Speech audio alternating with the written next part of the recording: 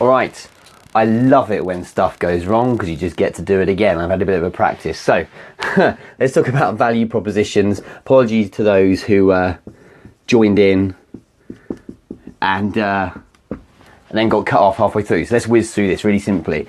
I'm going to talk about value propositions because when I coach salespeople, often this is completely overlooked and there's really important parts to it, 3 crucial parts that are often missed. And if they're missed, no sale. Simple as that, okay? So when you're describing your product, as we know, there's features to describe the product or service, and then there are benefits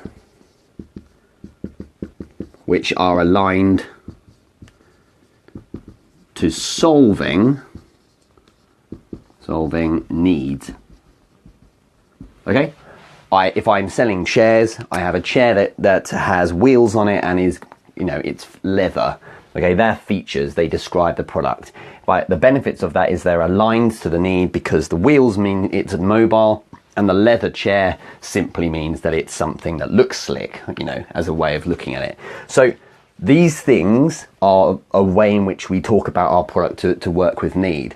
A value proposition, so a VP, is a statement or a summary, okay, to describe the value offered.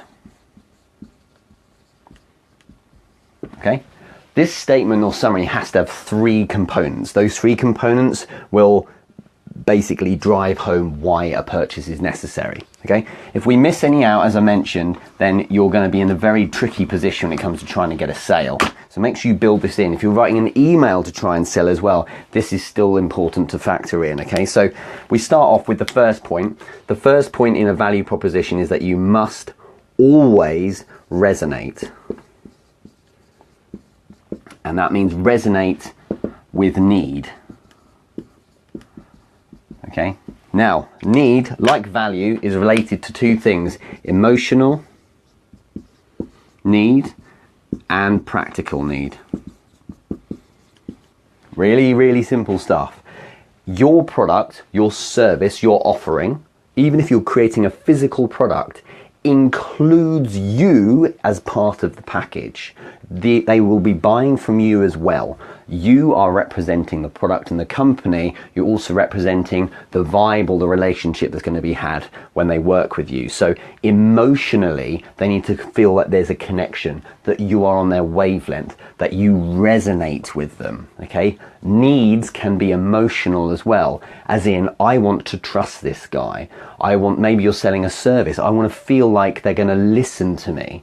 Are you demonstrating that? Are you demonstrating your emotional intelligence, that you're aware of what they're saying? Are you showing empathy? Are you understanding what they're talking about? All that helps with emotional need.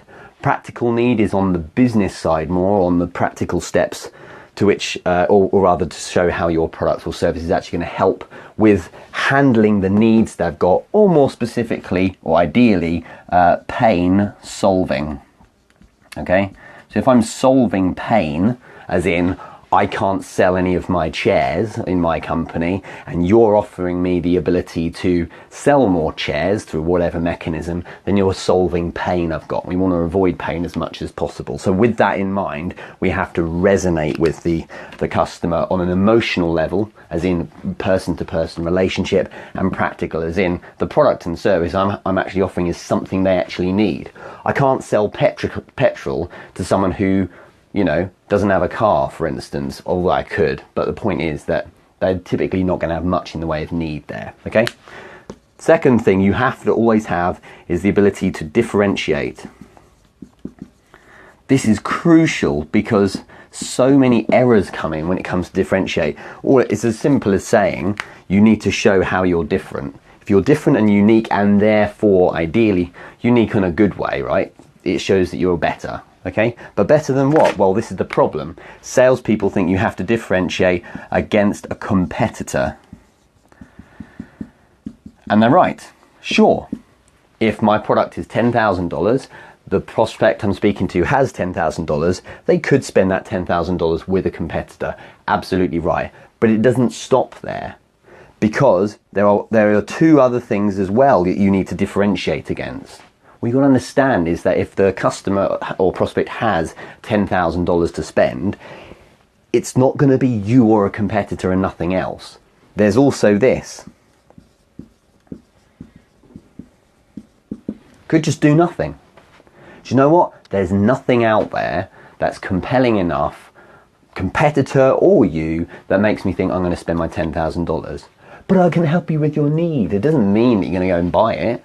It might be that I can help them with their need a bit, but actually, you know what? It's not going to help that much. Maybe I'm talking about selling someone web traffic, but they get 60,000 views a week anyway, and I'm really showing I might be able to help them with another 1 or 2%. You know what? It's probably just not really worth it. Sometimes they just hold on to the money. But that money gets spent eventually. That's what you got to bear in mind, that people's money always gets spent eventually. So you're not just competing against a competitor or doing nothing. It is also, and this is more often the case, you're competing against or you've got to differentiate against spending money elsewhere. I can't spell today, sorry.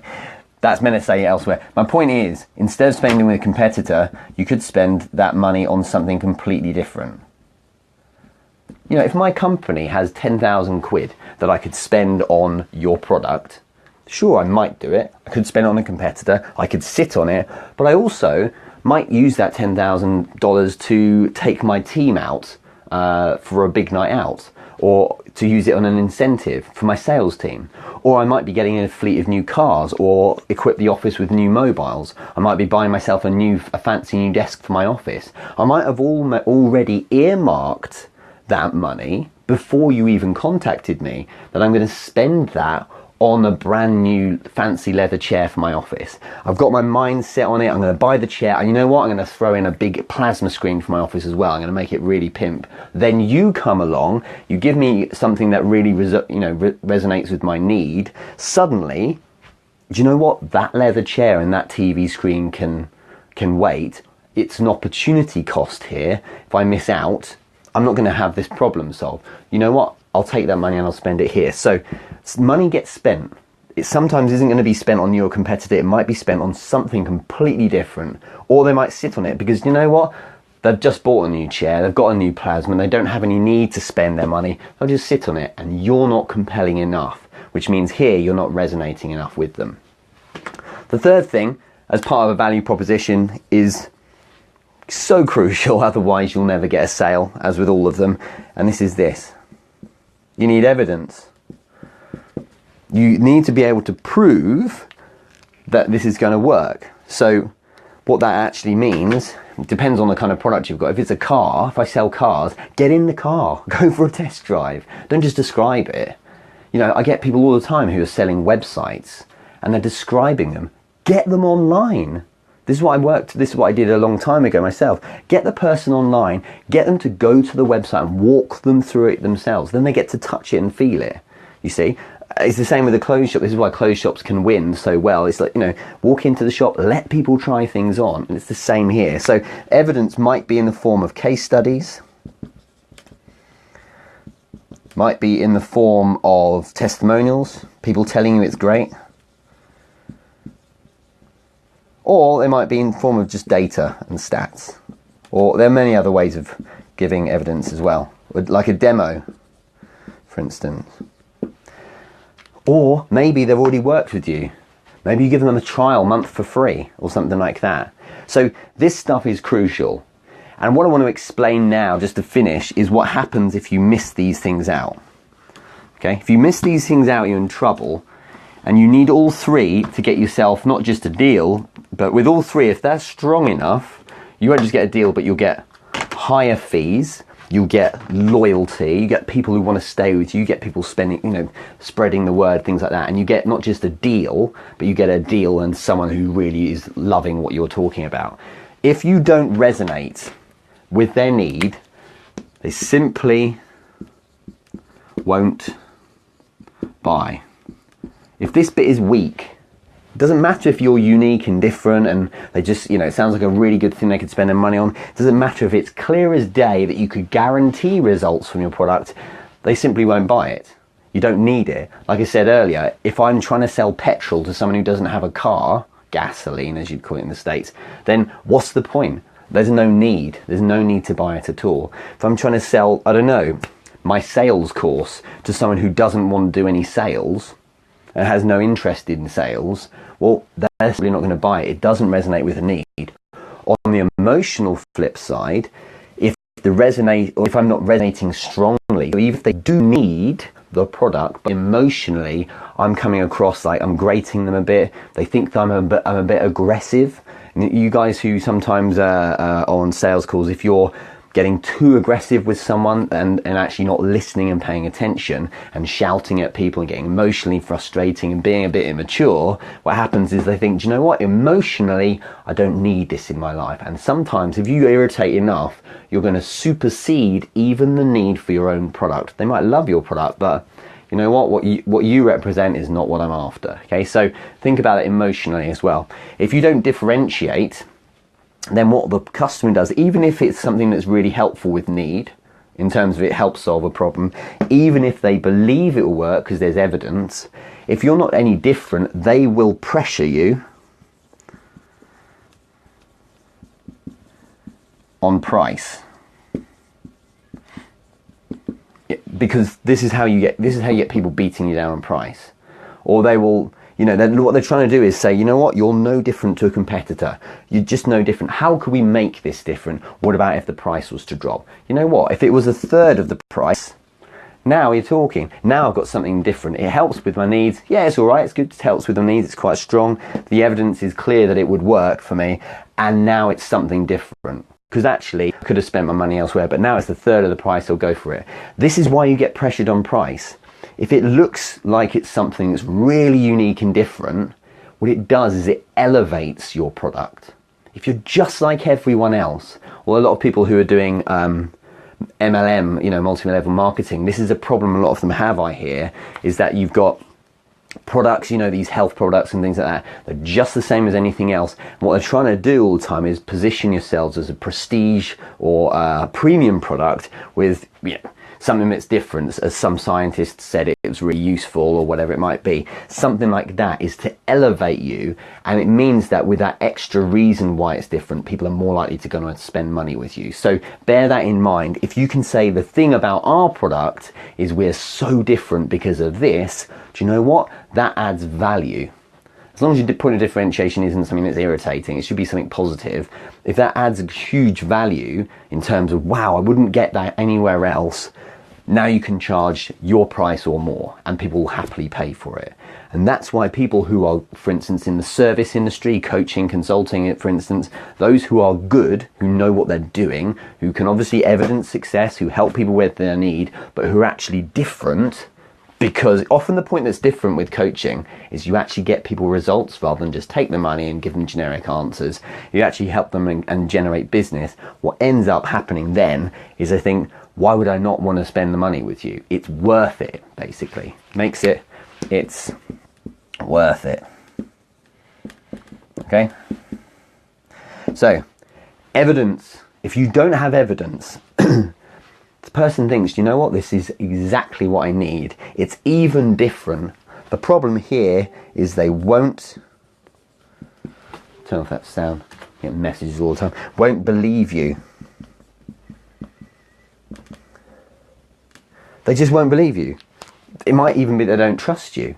They might love what you're talking about. They might really, really think it's different, but they just can't believe it. If I'm selling a car and I resonate with their need, this person really needs a car, it would really help them, all the features that I've described will really benefit that person. It's so different, maybe it's value for money, it's got better economy, no other car out there will beat it, but they're not allowed to see the car. Well, then they're not going to believe that they're going to get what they're after. And the problem here is if they just don't believe you, they can't buy it. They're just not going to do it. And a great example of this, you must have seen this. If you look at your email inbox, there'll be junk email, I'm sure. And if you really want to, you'll find there is always these emails that you get. There was a big spate of this, like 10 years ago or so. They still happen, where it says, congratulations, you've won the Dutch lottery. You've won $35 million. Weirdly, it'll be in dollars or something. And please send your bank details and $500 to release the amount of money as a small admin fee. And you get people actually doing this, but we all know that's a scam. But the thing is, it does resonate with my need. I wouldn't mind $35 million. Brilliant. That'd be fantastic. It's definitely different. That's not the kind of thing I get every day. And that's a really compelling product or kind of offer. I would really love that. But there's no evidence to suggest it would actually be delivered to my bank account if I gave them $500. If you create a weird flip scenario, imagine you get that email, that scam email, and all of your friends actually follow through, sent their bank details, sent $500, and then they all won their $35 million lottery winnings. Suddenly you'd believe it. So when you get what we call a spam email, you'd actually follow through and do the same. So you need to have data or evidence or case studies or testimonials that back up and make that person believe you. One of the easy ways to do this is to offer someone a trial. I have often offered trials for my products because I have no question, there's no question at all that I'll do a great service. I do it all the time with my Taekwondo schools. You want 2 free lessons? No problem, come on in. Walk in the door, because I know if you come for a lesson with me, you will never leave, and it always works. Have a lesson, then come again, so you get into the habit of training with me. 2 free lessons, they love it, signed up straight away. But what's happening here is it's different because they love how I teach. It resonates with me because of all the benefits of learning self-defense, but the evidence is already there. I can say, look, we've already had 2 weeks. You know how it is. Yeah, of course. I believe that it would help me because I've actually felt it and seen it myself. So when you're bringing this all together, your value propositions are a statement or a summary. You need to make sure you're saying, look, so based on what we've discussed today, you've said that these are your pain points, your challenges, your headaches, the things that keep you up at night, and we've shown how these features and benefits will actually help with that.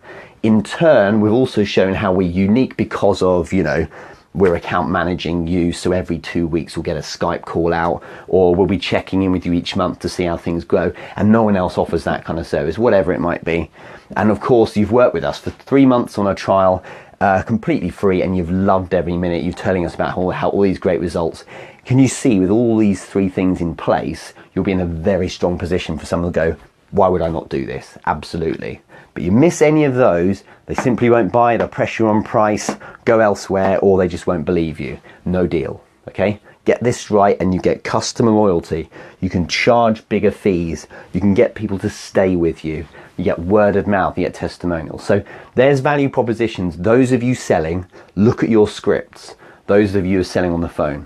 Those of you who are doing face-to-face or any kind of other selling, you must make sure you're providing all of this. Here, all of these are often missed. But bear this in mind, often if you just don't back it up, they're not going to believe it at all. I really hope this is of value. If you've got any questions, let me know. But otherwise, I'll catch up with you all really soon. Take care.